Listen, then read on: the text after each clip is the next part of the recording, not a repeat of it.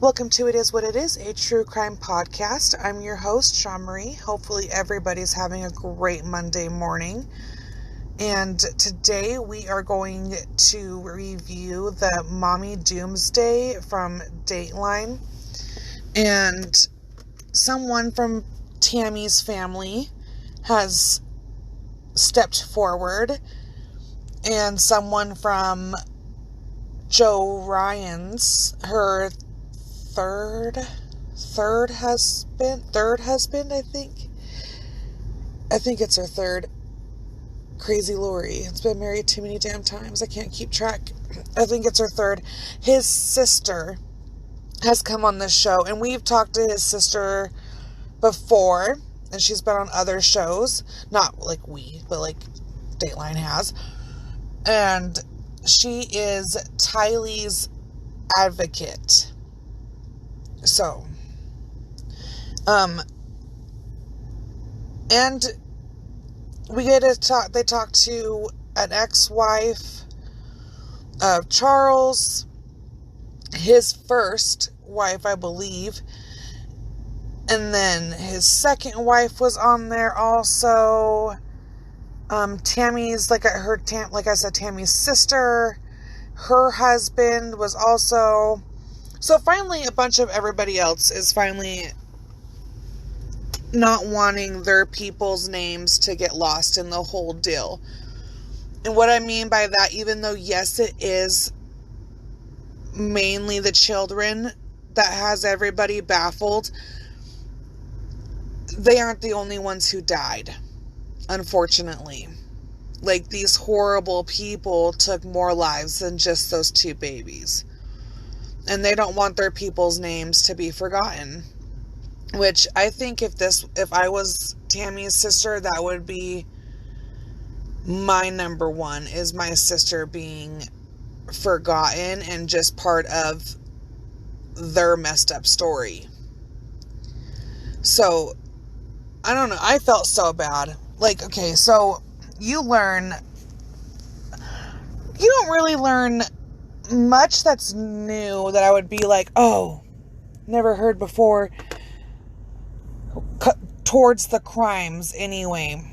But it is nice, and I do like being able to learn about the other people. Like, I guess Tammy's whole family is smart, and like her sister just looks smart. There are just those people in life where you're like, yep, you're smart. So she just looks really smart. She's adorable. Her husband is adorable. He looks like the friend off of King of Queens that has the dog and like lives with their mom. His wife wrote the book. Never mind. I can't think of his name, so I'm not gonna go there. I'm just going to let it go. And it's like still bothering me. So you're going to hear me stop and think for a minute. I don't know what his damn name is. Anyway, sorry. That's who he looked like. Yeah. But then you, like, okay, so you hear about Tammy. And that, like, right before she passed, she took a trip down to Utah. That's where she's from Springville, Utah. But she took a trip to Utah without Chad, which was out of the norm. That wasn't normal. And she just did the normal, oh, he had to work. Now my question is that really what was going on? Because I've had family functions where it would be weird if my husband did not go, but he did not go. And I would lie and say that he's at work or sick or whatever. But like down in our past, I knew he was up to no fucking good. And in our present, like, he just doesn't like crowds. So, like, you know what I mean? Like, you know, and I wonder if anybody really had a chance to talk to her, like if her demeanor was off. Like you have every woman and man, I shouldn't chop it up to just women, but we have the ability to cover everything that we feel. I mean, I guess guys do too. Now I sound like a sexist ass. Anyway, but like, we have a good way of putting on our bullshitters for the world to see. Like, even when I vent about my real life to people I know, they're like, oh, but I just heard on your podcast that you were like the happiest bitch on the planet. But like, okay, but I'm not going to sit here and tell you guys all the nonsense of my day and all the things that upset me, hurt my feelings, made me cry, or whatever have you. I'm not going to do that. You guys don't need to do that. You have your own shitty lives. And so, you know what I mean? Like, for her to take a trip, for them to be married as long as they were, and she knew she was going to marry Chad before meeting Chad. So, and he was on his mission. So, like, I don't know. Like, they were together for a very, very, very, very long time. And for her to just go down nonchalant, I really wonder if there was like a look to her, you know? I don't know. I think about this stuff way too deep. Like, and I know nobody would have stopped it. But then, like, as everything comes out, as we all know, like, they say she died in her sleep, right? Well, and then he tells her sister that she had a coughing fit and died. And was, like, sick. In her sleep? Like, how did you... In one version of the story, he just wakes up and finds her. And it's, oh, goodness. And then in another version of the story, he's like, oh, man, she was just getting so sick. And she had the cough and all this other stuff. Like, was that what happened? I don't know. Kind of makes it sound like he was trying to blame that shit on the COVID, to be honest. Because he was like, in the recording to fake ass, lying ass Melanie Gibb. We all know I can't stand Melanie Gibb. And the reason, just for everybody now tuning in before you're like, why? What's wrong with Melanie Gibb? I'm sorry, but if everybody in my friends' life was dying because she was like, oh, that fucker's a zombie, and then that person dropped dead, the minute my friend was like, oh, my teenager, zombie, I'm sorry, but someone needs to be alerted. An adult needs to be notified that some children are in danger. Not just like, oh, well, I knew everybody else called a zombie would die, but I didn't think him. But hey, she really, really loved Chad. Let's talk about her and Chad's love more. Are you effing kidding me? I'm sorry, but if someone's a zombie, Melanie, she just seems off her damn rocker. And then you want to sit there and tell me that she tells you JJ's a zombie and you do nothing. And Alex says, when you ask Alex, do I want to know what happens? Which you obviously know something bad happened if that's the question that you ask him. Like, that's your follow-up. You also know something bad has happened to that child. I'm sorry. I only ask those type of questions if I'm like, ooh, I already know kind of sort of what happened, but give me the more information. That's the only time I ever ask informations of, oh, what happened? Do I even want to know what happened to Susie? Because I already know what happened to Susie. The majority of what happened to Susie. I'm just looking for the juicy deets. So, like, right then, in there, she knew something. Something shady was amiss. And then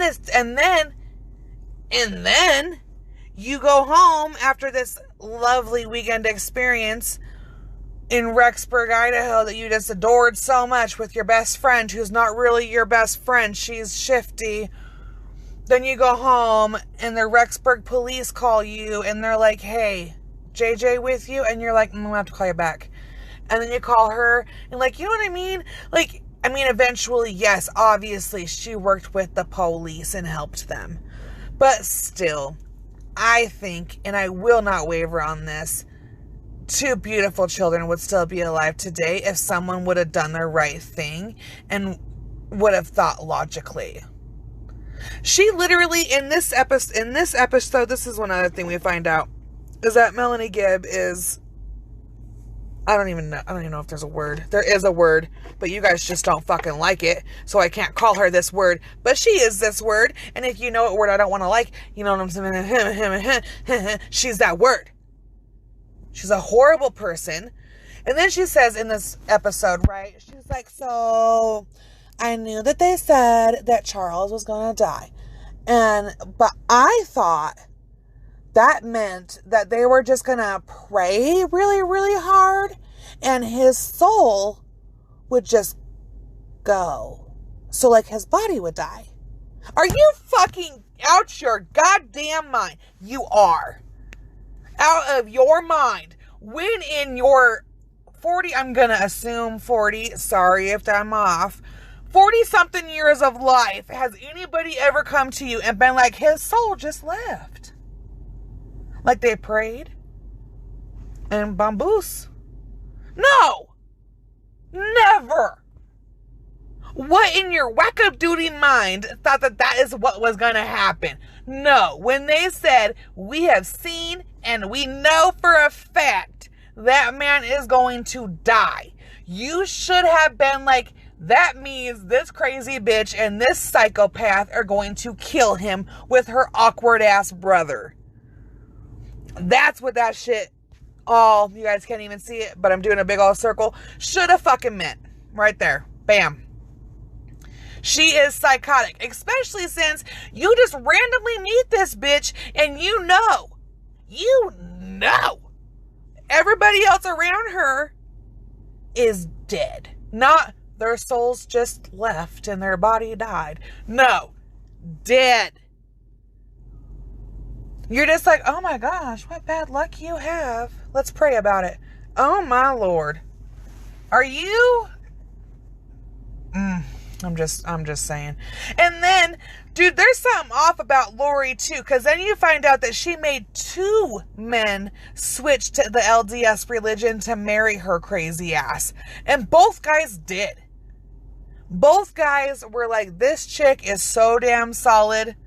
Hallelujah. Praise Jesus. I'm LDS. I mean, God, I don't know what the fuck they call him. But like, the big guy upstairs, you're my main guy. Right? And that ain't fishy to nobody. Nobody in her family pulls Charles aside and is like, hey, fool, you're number 2 that done conversed and switched and whatever have ya. Like Tylee Ryan's dad, his sister tells the story of like how that poor man crossed the path of psychopath Lori. Like, he remains unmarried and everything else well into his 30s because he's like, nope, gotta find the right chick, gotta find her. Goes and gets his hair cut, beep, beep, boop, bop, bop, whatever. Now we're in love. Now we converse. Now we're married. Now we're having a baby. And, well, she's already with child. And, like, and for this chick who's so damn religious, your husband number 3. Like, I'm sorry. Isn't that a rule? Or, like, I don't know, something? You can't just go get married a whole bunch of times and like be locked in forever with all these motherfuckers. You can only pick one for eternity that I know of. And then, like, the fact that they went and got sealed in the, like, they committed the biggest fucking sin you could ever commit next to straight dicking down in the temple. You went and did like a sealed ceremony in between y'all when he's still married and you're a murderous ass. In the house of the Lord. There is not enough repentance on the face of the planet to make up for that sin. So really, it was just so sad. Like, it was just so sad to find out that, like, and even though we didn't have to find out, you can just look at her beautiful picture and see. But, like, Tammy just loved her husband and was a God-fearing woman and loved her family, loved her children, and was murdered for no reason. Legitly murdered. I even think, to be honest, they might have killed Alex in some weird way. I think that maybe the same way that they gave Mr. Ryan his heart attack, they had something to do with that too. They had something. Okay, so his sister says that when she met up with that shady ass Lori after the death, then she had photo albums and documents and stuff from her brother's house. And then when she got the police pictures from her brother's house, it didn't match up. What Lori said was there wasn't there. Her brother, very clean guy, very meticulous guy. His house, his apartment was a wreck. So, like, how did she get them photo albums? She says that cops just let her entirely in, and she just grabbed whatever the fuck she wanted to grab, and the cops were like, okay, thank you, bye. And she said, bye. And then she was like, oh, look here, sister, look at this. And then to have the audacity to be like, the world is better without him, to his sister? And the fact that the sister didn't pop her one, you know, that's kind of grounds for smacking a bitch right there. Like, I am not very close with my littlest brother, my twin. The twin. We're not that close. Like, we're close. But, like, I don't talk to him every day. I don't talk to him every other day. I don't talk to him every week. I talk to him when he's in jail and when he needs law advice and someone to just listen to him. I talk to him when he needs me. But we don't go out of our way. But we both know we love each other very much. I'm not saying we don't. We love each other very, very much. Anywho's-er. So, like, you know what I mean? I don't talk to him all the time. I lost my train of thought. Anyway. But, like, if anybody was ever to be like, oh, the world is better off without him, punch in the mouth. We'd be fighting. So that was odd. And, like, I feel really bad that she never got to, like, renew the relationship with him, and then he dies. And then she has to find out through another sibling that the fucking the state, whatever the hell, just mails them a letter and is like, hey, if any family member would like to claim him, you can, if you want. Like, this isn't even a phone call situation, that we don't even pick up the phone. We just sent out the letter. Like, oh my God. And then you find out that, like, when Tammy died, he's like, oh, we don't need to do an autopsy because it's cool. She was sick, remember? She coughed. He calls her sister in a panic and is like, did you guys know that Tammy was dug up and exhumed? And they were like, no way, let's go check it out. So they go check it out, and it's true, it happened. So he's freaking out. And so that, like, the whole thing. And the thing is these are very nice, sweet, loving people. Not the Daybells. I don't know her maiden name. But her family. And I don't even know. Her sister knew Lori was shifty and shady from the get-go. Like, from a damn Google search. She was like, nothing feels right about this. I don't know. The whole thing is just so sad. I really hope that we get some murder charges for her, because he fucking murdered her. He murdered her. And I will not waver from that. I am damn certain that that's what happened. I was damn certain them kids were dead too, and no one wanted to believe me. Everybody wanted to argue with me and be like, oh, they're in a bunker, in a fucking bunker. Who puts their kids in a bunker? Like, good God. I don't know. I really want to see these people burn. Like, I cannot stand this whole thing. And especially the people that were with, like, on the same team as them, the way that they have shifted themselves in the media to be like, oh, no. We're victims too. The hell you are. If anything, you're criminally reliable for letting them murder fucking people and just standing there and doing nothing. And the only time that anybody ever comes in to try to fucking do anything is when they're protecting their own ass. You had 2 social workers on that show say, we went into court and said, Lori is fucking nuts. The children are not going to be safe with her. The children should be taken and put into safe places in life. And those 2 people were ignored. And now, 13 years later, 2 dead kids. And 3 dead husbands, a dead wife. And the only people who are going to be reliable are Chad and Lori. We're just going to give deals to everybody else, and we're just going to let Chad and Lori. But then we're going to be like, oh, we really don't know if we can say murder because we really think Alex did it.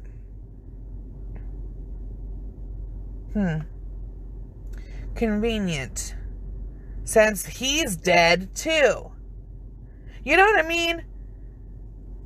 Like, bitches like her, man, I tell you what. Ooh, they make me raw. You know what I mean? They piss me off so bad. They piss me off so bad. She's one of those cute bitches. And I said it. She's cute. She's one of those cute bitches that have that cute little personality that everybody is just like, she would never. Why would she? Oh, wow. That is not a good sound. When y'all hear that in Idaho Falls, that is not a good sound. That is the emergency helicopter. Yep, and sure enough, that's going to the hospital. That's sad. Hopefully that person's okay. That's way sad. We don't have fucking helicopters here all the time. We got a lot of airplanes and shit, but like not at 3:27 in the morning. So that was crazy. It's super windy here right now too. Like if there's gonna be a tornado, but I doubt there will be. But like the wind, this is the wind. That's my window. But that's the wind. It's pretty fucking crazy. Dude, ever since spring hit in Idaho, it's just been shitty weather. We've had like a couple of good days, but that's it. But yeah, on Friday, I was in my house watching Dateline. That's a lie. I watched some of it and then I watched the rest of it today because my husband is so sick and tired of murder shows that he could possibly kill me. So I had to watch it when I come to work. I start my day off on Sunday with the Jeff and Greg podcast and then on to True Crime TV. off we go. I don't like to stay in the true crime. I love my true crime podcasts. I love them, other podcasts, but I can't spend too much time listening to them because then I get fucked with in the head. And what I mean by that is I like to remain true to who I am. I do not edit this show. I record it in my car, brought to you by this Toyota Sequoia in the Walmart parking lot. And then I upload it.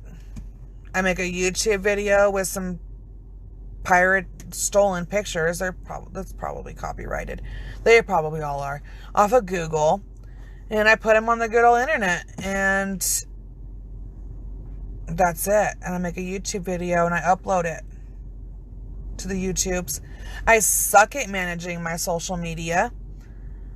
I'm not good at that. Everybody is like, you have to post 3 times a day, take a picture, blah, blah, blah. I can't. I don't want to. So you know what I mean? I know that my show does not, at least production-wise, line up to other shows. But then I get so caught up in the words that are not okay to use, because they'll say a word and then the next episode they're like, oh my god, I didn't mean to offend the people who identify as trees. We love tree people, all of you. No, because then I find myself and I'm like, oh, you can't say that word because of the tree people. And then I sit there for a minute and I'm like, who the fuck are the tree people? I've never met you. Why do I care? And don't get me wrong, I am fully behind identifying as something else. A person, anyway, a normal sex, a man or woman, not a tree. I don't support that. You're fucking weird. But, because I grew up with at that time, as we were growing up, a girl, and I saw what it was like for someone to be in the wrong skin and to be born into the wrong body and to be born into the wrong gender. I saw that firsthand. Now, thankfully, he is who he is, and he is banging and all sorts of this, and he gets to be who he is. And he's always been a he to me. Always. Never in my life was I ever arguing with him that, no, dude, you're a chick. It's always been nah, bro, you a bro. So, I know, okay, there is those. But, you know what I mean. So, I just can't with sensitive ass people. So, I try not to listen to them as much. Because of that, I like to listen to comedy podcasts, because when you listen to comedy podcasts, their fans are not so serious. And I understand that when you do a true crime podcast, you are talking about someone who has died in a very, very horrific and horrible way, terrifying ways. It's a shitty ordeal. Okay, when your name gets brought up on a true crime podcast in that sense. But the banter around it is out of control. You know what I mean? People try to control what you say, and I don't talk to my I'm not talking to the people who constantly listen to me, because y'all know what you're here for. You guys know who I am and all that. But to other people, don't take it so fucking seriously. Sometimes I don't know the way to put it into a phrase that's okay for everybody. I know how to talk the way I talk. I know how to tell you what I'm trying to tell you the way I do. I started this podcast with a friend. I no longer have someone there to be like, hey, don't say that. Or, that was kind of mean. You should say sorry. I don't have that. I got my crazy ass in my car having free therapy, stumbling over my words, talking to people. And so when I go onto iTunes and like, I really think I'm gonna take my stuff off of iTunes. I think I'm not 100% sure on it, but I really think I might, because, and I'm not saying you should always rate your show, like rate the podcast you're listening to, especially if you like it, because like I love a million of them and I'm always like, oh God, I should go tell them right now that episode was my favorite, but I never do. So like, I'm not saying that. And mostly the people who do comment on shit are the people who are spilling hate and want to be rude and like to call me like a trash woman, which obviously, if you're typing it, you are what you are, bitch. You know what I mean? Like, I love my podcast. I do. To the ends of the moons. I love it. And I refuse to censor myself to make random ass people happy. Like, I just refuse. I'm not going to. I never have. I never will. And then someone commented on my thing, and they're like, well, if you don't ever do it, how is your podcast ever going to grow? And I'm not trying to say this right now to be like, bitch, cocky. And I'm not trying to like honk my own horn or toot my own horn, but fucking bitch, toot. Like, I have gotten 450 something fucking subscribers on YouTube. And I understand that's not a lot for some people, but for me, that's a million fucking people in my eyes. On my own. I don't pay for views. I don't do anything like that.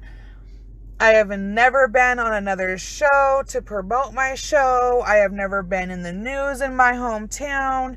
You know what I mean? I've never done anything like that. It's literally me posting, me sharing. It all comes back to fucking me.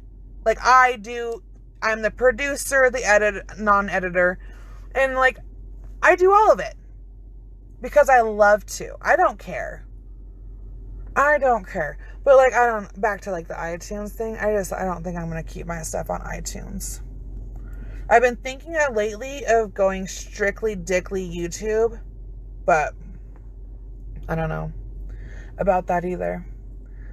I just don't like it. I am a human fucking being, and seeing people write shitty things about you when they don't understand you, and they gave your show literally that fucking episode and they didn't venture on to another one. They didn't anything. They just want to criticize you and be a fucking cunt because of something that you said.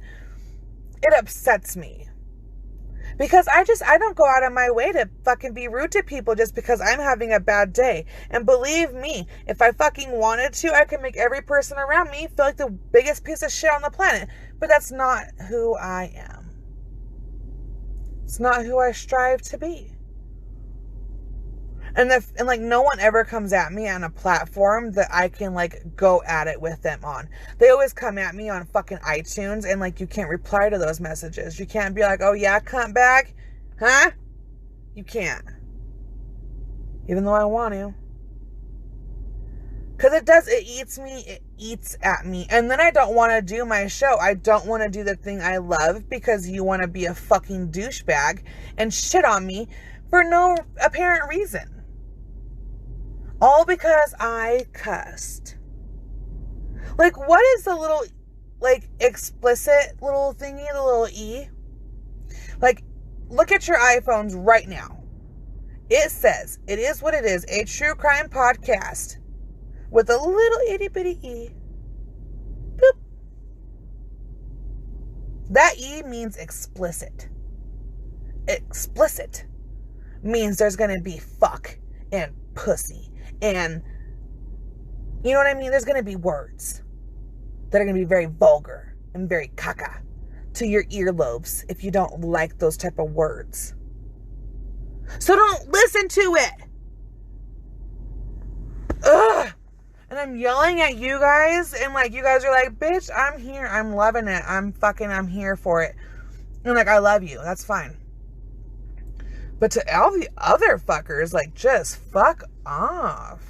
You know? Ugh. And I'm back to the show I just reviewed. If they put out any more things about Lori and Chad, I might just pull my fucking hair out. To be 100% honest. Like, literally, take my hands into my hair and pull my fucking hair out. You're making this trial, it's going to be impossible. Okay? There's going to be, I don't even know where in the fucking God's green earth you're going to find anybody who doesn't know about these two psychos. To even sit on this jury without being like, they are fucking guilty and you're not going to show me anything that's going to convince me otherwise.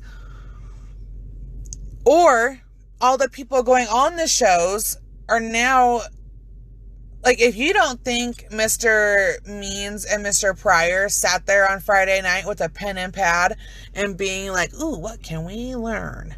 What can we jot down? What can we, you know what I mean? Like, they did. At least if they're worth half a shit, they did. If Lori and Chad knew anything, they were watching it sitting in jail too. It was on a local free channel.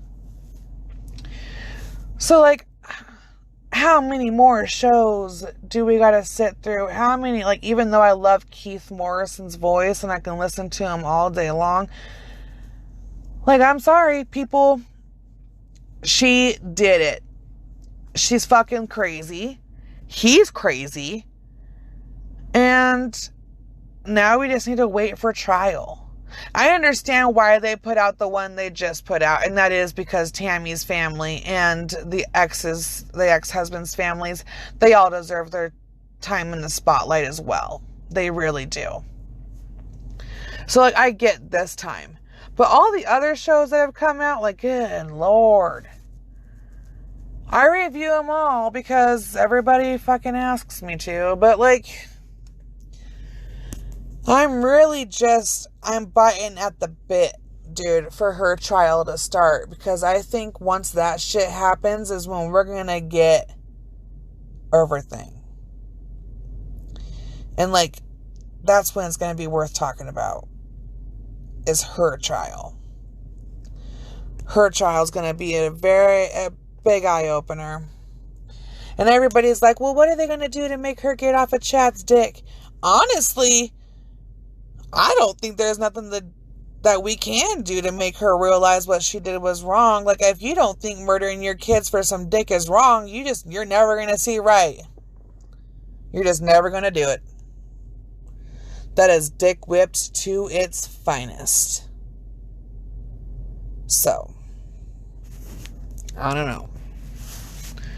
But that's this episode. So to everybody who loves me, I love you back. All my haters, fuck off too. And yeah, you guys have a great day. Have a good Monday.